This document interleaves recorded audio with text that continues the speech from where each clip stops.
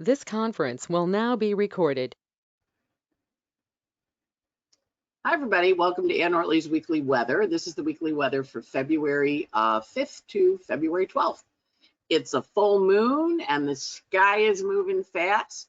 And we also had a Chinese balloon shot down yesterday. Always fun. And the heavens are on fire, forward motion, full steam ahead. So let's get rolling. We got a lot to talk about this week. And I always love when there's stuff in the news, and I remember saying to you guys, hey, big world event coming, Uranus and the sun, Uranus squaring the sun, and a full moon, also echoing what was going on the night, the eclipses that we had last week. And so when we look ahead, this week we go from the 5th, we see a few events as we go into the week ahead. So first up was this Chinese balloon shot down yesterday. Gotta love it, when we're looking at energy of it. And of course, it came in, they were spotting it as it came across the Aleutian Islands. It traveled through Canadian airspace, came into the United States. Pentagon was tracking it. NORAD was tracking it, which is a combined thing with the United States and Canada. And of course, we know NORAD also tracks Santa Claus. Remember on Christmas Eve, they always tell us where Santa Claus is. So we have the energy of the balloon, and it came in, and President Biden said, shoot it down. We noticed it in the heavens, and the day after Biden said, shoot it down, everybody's all excited. It's traveling across the United States. That's Uranus square the sun. It's like excitement. There's this balloon up there. Oh my God, what is a big white balloon?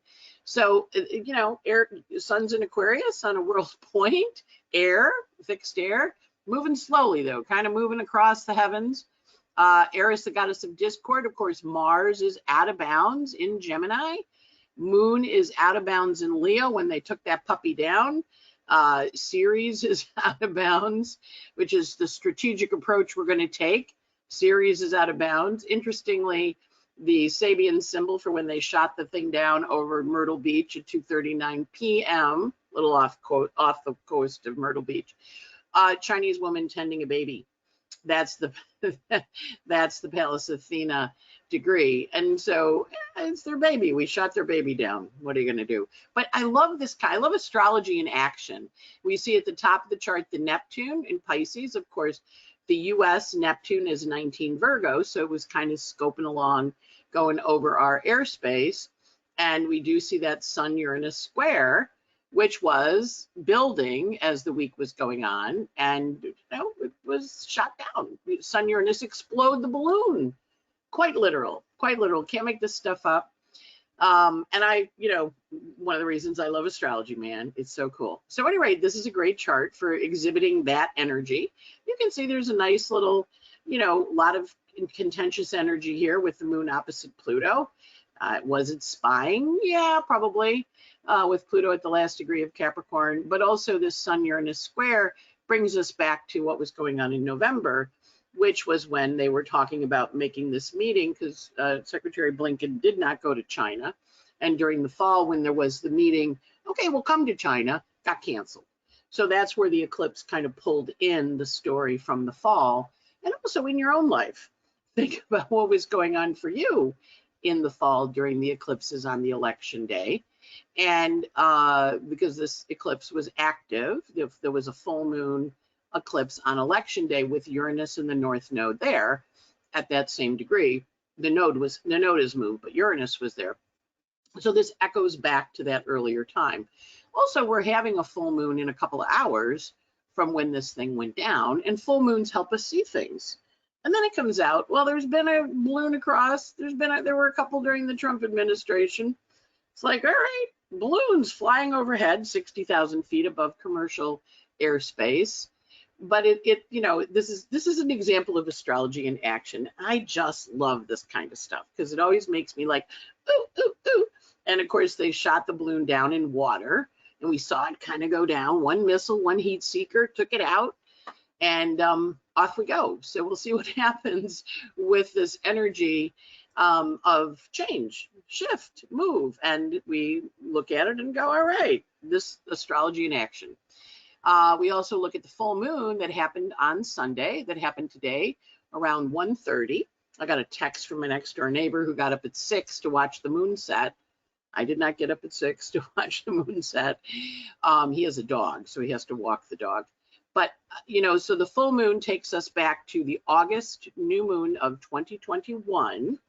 And then an opening square takes us back to the Taurus opening square in May 5th of 2022. And now we have the full moon energy.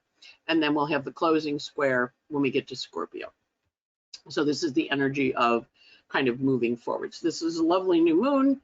The Sabian images for it are a volunteer church choir makes a social event of rehearsal, and the sun is a watchdog standing guard. So we found out our watchdogs stand guard. They watched it. They didn't bark at it, but they watched it come across. Sometimes mastiffs don't bark. What can I say? But it was watching. And now we gathered it, over 77-mile debris field. We'll get it out of the water and we'll see what it is. And I can remember talking to a friend of mine who was an Air Force guy when I think it was the Challenger exploded and landed in the water. And I said something, he goes, "Oh no, you'd be surprised how much stuff they can get out of the water." I'm like, "Really?" He goes, "Oh yeah, big plane, big thing, lots of stuff in the water." So, and only in 45 feet deep. So we'll be finding out more. We follow that story, which we'll probably have a conclusion with in Scorpio time when we get to November 7th of this year. All right, and whatever the story is that came to light for you today or these couple days, you solve it in Scorpio time. So, and it started really in August of 21. We had a little hoo-ha going on in May of 2022, and now we're seeing it, and then we close it up, wrap it up, shift focus. So we also have this week Mercury sextiling Neptune.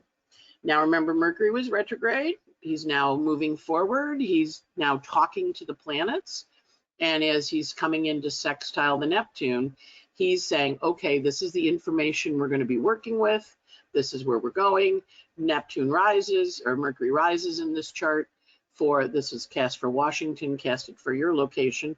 But as Mercury sextiles Neptune, there's a lot of communication. We did hear that in politic land, they're going to be briefing on the classified documents collected from Pence and Biden and Trump this week to the Gang of Eight, and also whatever's going on with this balloon. And of course, Pisces is white, so that's the other thing. It's a big white balloon up there. Pisces is one of Pisces' colors is white. So we see this lovely sextile. Now, what this means for you is you're going to find out some interesting news about something you already kind of knew about. And the secrets get revealed. Mercury is in a closing sextile to Neptune. It's saying, remember back last spring in April time when we were talking about it? Now we're closing it up. We're wrapping up the story. Mercury's moving in for a conjunction to Pluto, which will happen this week. And that's a closing of the matter and an opening of the matter. Remember, Mercury meets Pluto every year, but this is a closing of the story from last April. And so, again, a lot of energy around communications, practicality. We do have Mars out of bounds still. Mercury and Mars are in what we call mutual reception, which means they can change spaces. Mercury loves to be in Gemini. Mars loves to be in Capricorn. He's exalted there. So we're going to watch for information coming forward as this Mercury sextiles Neptune. And right after that happens, right before that happens, we're going to have the moon, opposite Saturn, and also forming a quincunx of an adjusting energy to Pluto, and also a quincunx of an adjusting energy to Vesta.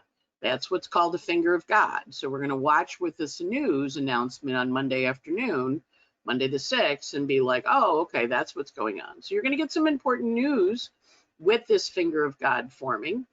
And so kind of pay attention, and it'll be tied a little bit to the spring, but it'll also, April 12th, but it'll also be tied to what you're working on now. So that's that energy.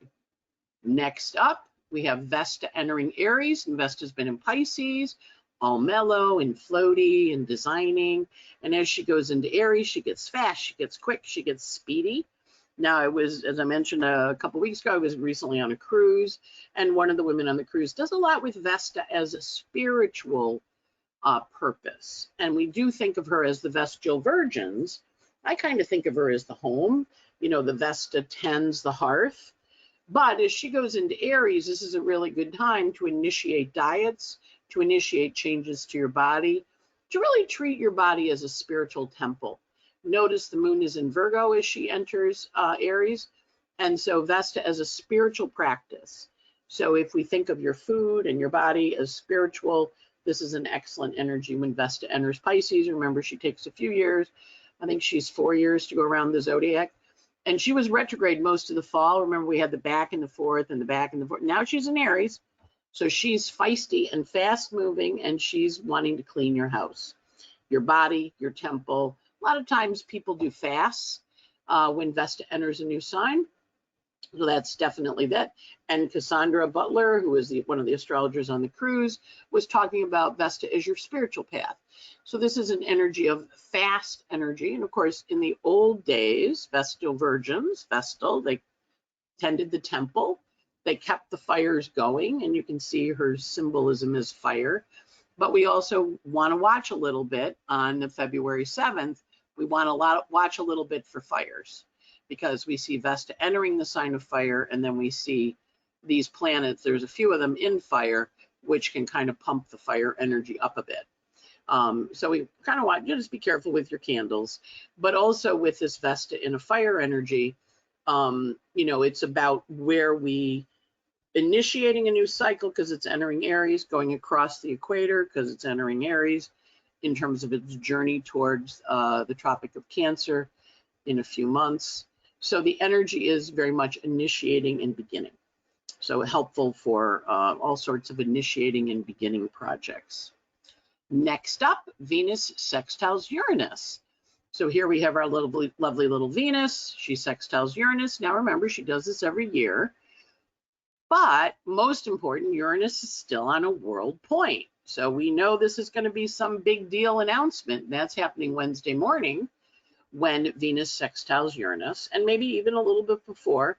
But as that energy kind of speaks to say, okay, this is what I'm trying to do. We still have Vesta on a world point, but Uranus is angular on a world point. So we can expect unexpected news out of Washington, but also the moon in Virgo high encourages us to think of our process, our procedure, what we're doing, and how we're going to work with that energy.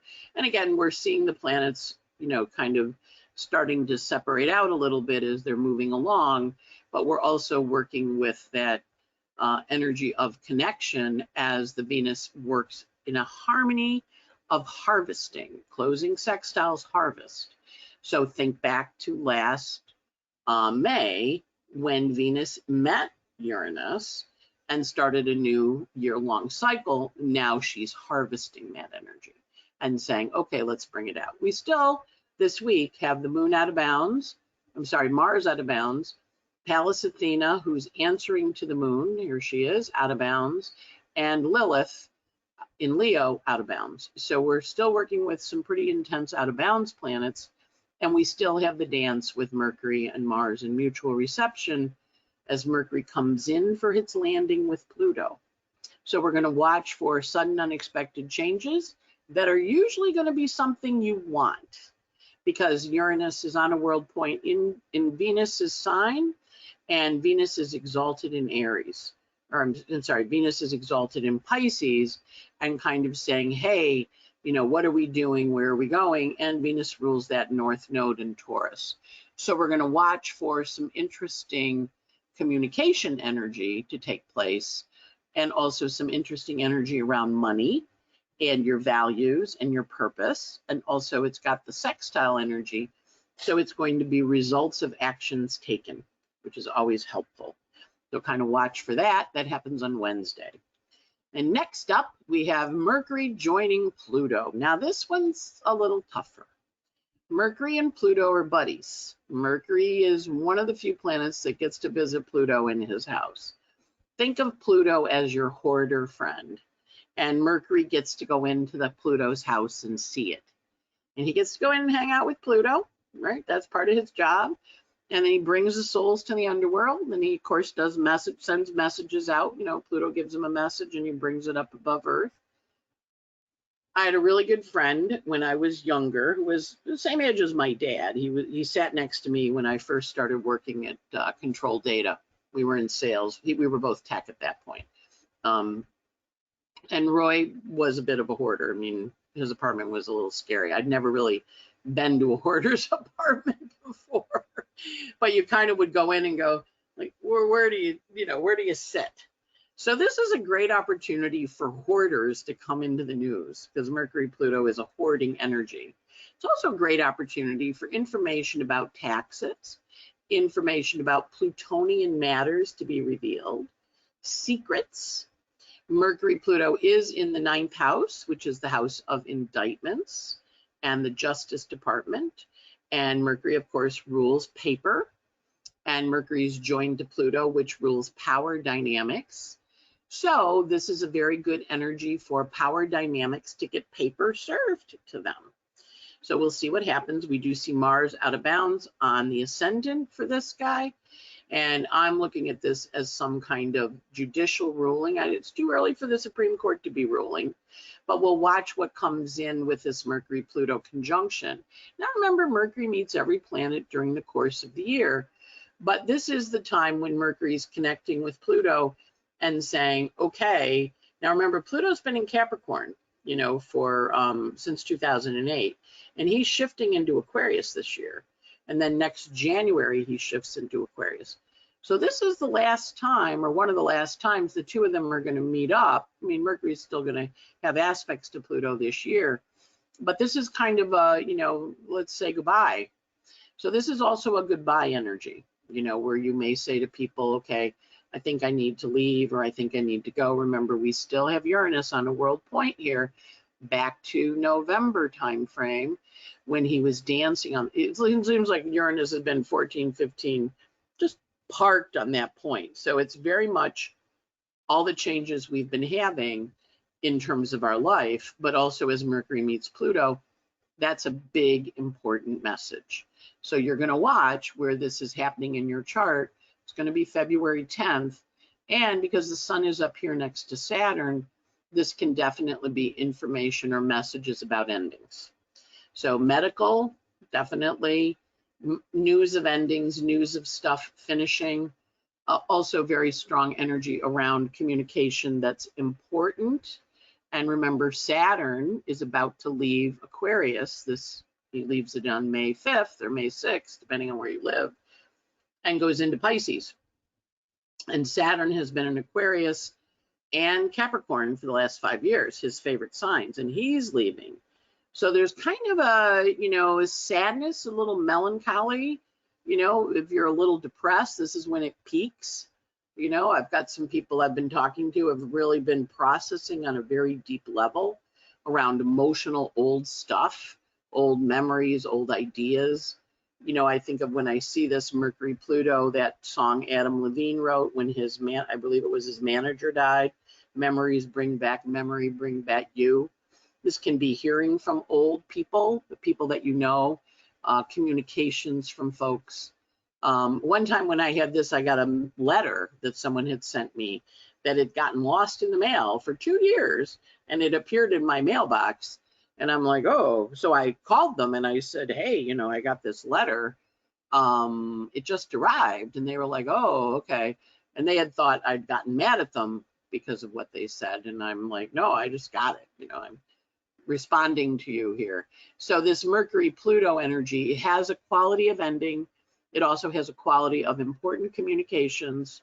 It also has a quality of communications around power dynamics. A lot of times this kind of energy is a settling of lawsuits.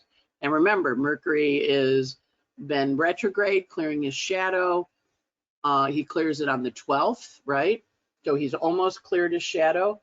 Mars is still working on his shadow through the end of May. So watch for important communications on February 10th.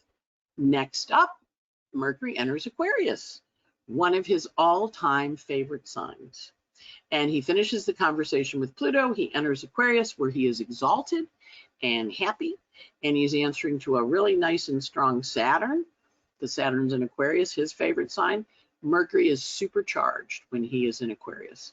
He also then is ruling the Mars in Gemini. So now they're not in mutual reception anymore. But Mars in Gemini is with Mercury in Aquarius. Mars gets very strategic in his thinking, whereas before he was Capricorn, reliable, dependable. This is what we got to do. Now he's kind of going, let me take a big picture look. So we're going to find ourselves sitting back a bit next weekend on Saturday when Mars goes, oh, okay, well, maybe I should think of that in a different way. And remember, Mars is still working his retrograde, so he's back where he was in September timeframe, kind of activating the story from then. And as he goes up to 25, which he gets to at the end of March, he's still out of bounds. So Mars is just craziness. It's why everything's so big and volatile, and we have to do everything 2 times. And oh, there were 2 balloons. Oh, and there were balloons under Trump. Oh, and there were documents in Trump. Oh, there were documents in Biden. Oh, there were documents in Pence. It's like Mars and Gemini. He's like, I got paper all over the place. So that Mars in Gemini, you just go, if I haven't done it twice, I'm not done yet. But as Mercury shifts into Aquarius, you're going to start counting. Have I done it? Yeah, I've done it twice. Okay, I'm good to go. And Mercury loves Aquarius. He's very smart, very strategic, very big picture, gets jumped off the rock. He's hang gliding down that cliff. You ever seen those hang gliders? They run off, they jump off the rock and they fly down the valley. That's what Mercury just did. He just jumped off the rock of Capricorn and took off, which also makes me think that Mercury and Capricorn conjunction could be a goodbye speech. Like, goodbye, I'm leaving now, so long. And then he jumps off the cliff and he goes, bye-bye, so long. And then the sun comes to Saturn in 5 more days. That's next week. But Sun-Saturn is also an ending, which again happens every year. But when it comes to Saturn, it's a somberness and a conclusion. So that's next week. But this week, Mercury jumps off the cliff and goes, bye, and leaves. Think Roadrunner, remember that energy. And also Earth to air, taking off. All right. If we look at the aspects for the week, okay, the sun goes from 17 Aquarius to 24 Aquarius. And we already talked about its aspects that it has, but it also has a hard aspect to the node of fate, stressful aspect to the node of fate on February 11th, which is very much a releasing energy. Sun says, okay, let it go. Think Idina Menzel singing a song from Frozen, let it go, let it go. Sun also parallels Saturn. Now, it hasn't met Saturn by declination zodiacally, but it meets Saturn by intent, which means it makes a decision about what it's going to end next week. It meets Saturn on February 12th. So it's got this meeting with Saturn on February 12th next Sunday, and it says, okay, this is what we're going to do. Mercury this week runs from 24 Aquarius to 3, or 24 Capricorn to 3 Aquarius. And of course, it has that conjunction to Pluto, and it enters into Aquarius. It also has an argument with Aries, the goddess of discord, bright and early on February 6th. So that can be a little bit of a contentious, crabby energy. And Mercury also is sextile to Neptune, which gives a sense of dream. So think of Mercury first in a mood to talk to Neptune about the dream, which we talked about. And then she comes to Aries and she goes, I'm done. I'm not doing it anymore. You can't make me. It's a closing sextile, however. So it's a psychological integration. So whatever Mercury finds out, it's going to make new decisions. And of course, later in the week, it meets with Pluto and goes, So this is a week for deciding for folks, really people figuring things out. Mercury also has what we call a sesquiquadrate with Mars on February 9th. And sesquiquadrates give us a stressful energy. So stressful energy around decision making. And then he meets up with Pluto, and then he jumps off the cliff. So Mercury's busy this week. When he enters Aquarius on the 11th, he's like, bye-bye, and he's gone. And then right at the end of the week on the 12th, he meets up with Vesta, the home and hearth, and he says, okay, let's go forward. Now, interestingly, the 12th, you want to look for things for your home and hearth that make your house look beautiful, because Vesta's in Aries and Mercury's in Aquarius, so what's inspirational? So in my case, you know, I'm in Florida now. There is a art show going to take place in downtown St. Pete on the weekend, so I'm going to go see it on the 12th. So watch for opportunities to improve your home. And when you're looking at your calendar, go, oh, that could be interesting. February, Venus this week goes from 12 Pisces to 16 Pisces. She's not going that fast, but she has this, the sextile to Uranus that we talked about, and she also has the semi-square to Pluto. So the semi-square to Pluto gives her a little bit of stress. That's going to be on Wednesday rather, Tuesday night into Wednesday. So she's a little anxious, but then she takes action and makes the changes that she needs with that sextile on the world point. And also because it's Venus, we can watch for women. We can watch for news and announcement about women and the music and connection. So Beyonce, very good, good music lady, announcing her tour. So we'll see if there's some female energy announcing a change when we get to February 8th, because it's got a feminine energy of change. Mars this week, quiet, not moving a lot. He does have quintile to the home and hearth on the 8th, and he does have a quintile to the south node of releasing on the 11th. So that's kind of like, okay, I'm kind of done with this home and hearth thing. I'm going to let that go and maybe change it here. So that can be a trip to Goodwill, or a trip to say, you know, that was good, but I don't really want it anymore, because remember, Mars is in Gemini out of bounds, and you have two of them. And you go, I don't need that one, maybe this one. So there's an energy of releasing, making deals, making accommodations. Well, how about if we do this, and then I won't do that? So that's a very good aspect for getting a job offer, or getting some kind of proposal, or making an offer on a house, and then saying, okay, we're going to go. Jupiter this week, quiet. He does have an aspect to the nodes of fate on February 7th that's stressful, that he's not happy about. And so that energy is pretty strong when Jupiter is in his aspect to the node, and asking for adjustments, and also looking at letting things go. We also have Saturn, in only aspect he has is a square to semi-square to Juno around partnership. That's today, February 5th. And Uranus has an aspect to changing your home. That's going to be February 8th. And then, of course, we talked about Vesta entering Aries, which is a shift. And that's the aspects for the week. Now, because all the planets are moving forward, it's going to feel like everything goes quickly this week, because it is going quickly, because it's full steam ahead for all the planets until Pluto stations to go retrograde in Taurus time. So it's a forward motion. So this week, today, the moon we had the full moon this afternoon at 1:29. If you get up at 6 in the morning, you can see it. I end up at 6 in the morning because it's setting. We also have the moon is in Leo, and it goes void at 9:15 a.m. on Monday the 6th, and it's void all day. And the moon goes void with an opposition to Saturn, which is an ending energy. And then it goes into Virgo at 4:14 p.m. East Coast time. So it's in Virgo Monday afternoon and all night Monday. It's in Virgo on Tuesday. It's in Virgo on Wednesday. It's in Virgo until 1:40 a.m. on Thursday morning, bright and early, late Wednesday night, early Thursday morning, when it goes void with a trine to Pluto. So I have a good friend who's Virgo coming to visit this week, coming in on Tuesday. So I'm looking forward to seeing her. And then moon is void with a good closing aspect, so we should have fun.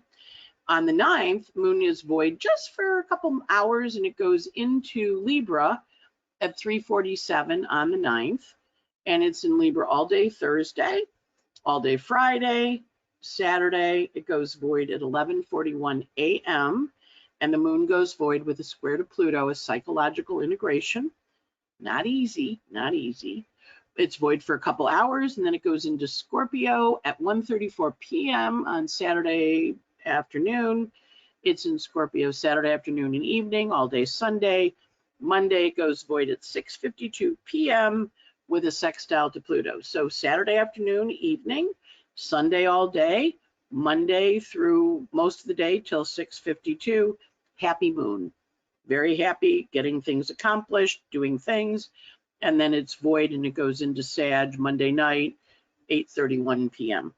So when we're looking for intense days, we're going to be looking at the intense days would be Tuesday, the 7th, because the moon is in a little bit of stressful energy with Mars and Venus, but it ends well, so that's always good.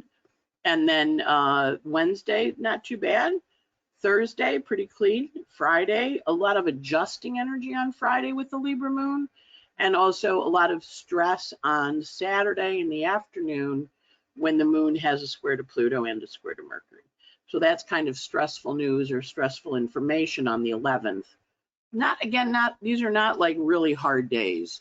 So we're not having particularly intense energy, but we are having, with that Sun Uranus and the Mercury Pluto, we are going to be getting some news that we might not like to hear. But that's okay. You know, what we're doing now, because of the changes in the planets and because we're full steam ahead with that Mars out of bounds, you've already thought of it. You thought of it between now and November 7th, November 6th. Now you're implementing. And then you may be reconsidered from November 6th to last week. But now Mars is going forward and he's like, you have to take action on this. Mercury and Capricorn, think about what it is you want to do.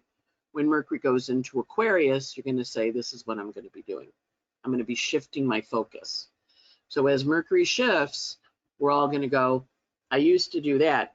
I'm not doing it anymore. I'm going to go do this, because Mercury's shifting into a sign that he wants to commit to and wants to be free of. He wants to go be free.